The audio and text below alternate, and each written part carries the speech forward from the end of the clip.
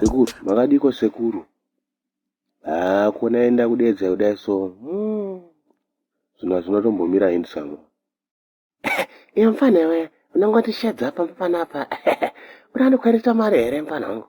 Kana iri nyaya yemari yangameni.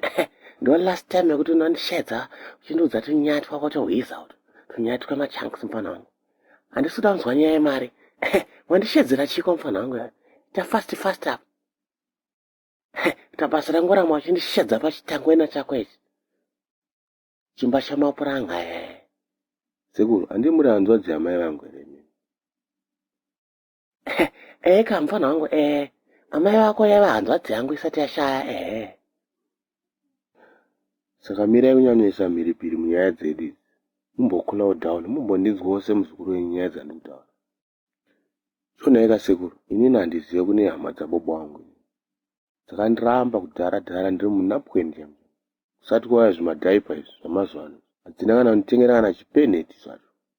Mfana wangu, usataura zvabobo wako mfana, unondikwidza BP mfana wangu bhosi. Mudhara wako akafa asina kana kuroora kana hanzvadzi yangu, kana kubvisa kana sendi zvaro, kana kobiri mfana wangu. Usanditsamwisa mfana wangu.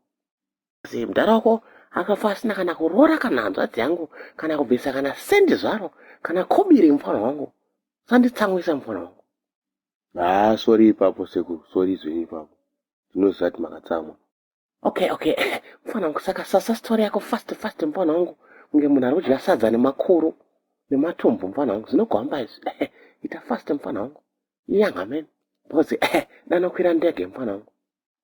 Sekuru muri kuona kuti chichi kuda kuitika manje. Iye mfana, ndatitaura fast mfana wangu, but usataura zvekupiwa mari neni. Bhozi, ndakuvhara negwati izvi. Sekuruka, zvoda kuitika ndezvekuti ndine kamari kandakanhonga ka $750. Saka kabusiness kandida kustarta manje karuda $1,000. Saka ndingodo hangu mungondiwedzerawo ne $350. Iwe $750 plus $350 imari mfana wangu. Inini hangu mates handinyatsogona zvangu. But iyoyo $350 ndo yandikumbira from you sekuru. Naneta netunyatwa wako mfana wangu tamachunks utu. Ndauda kuudza mfana wangu ka enda unokumbira hama dzekobobo wako mari iyoyo.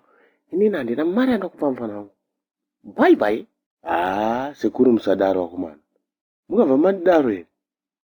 Asi muri sekuru wangu here chaiwo. Dedi godi again here. Musadaro wakomana. Iwe.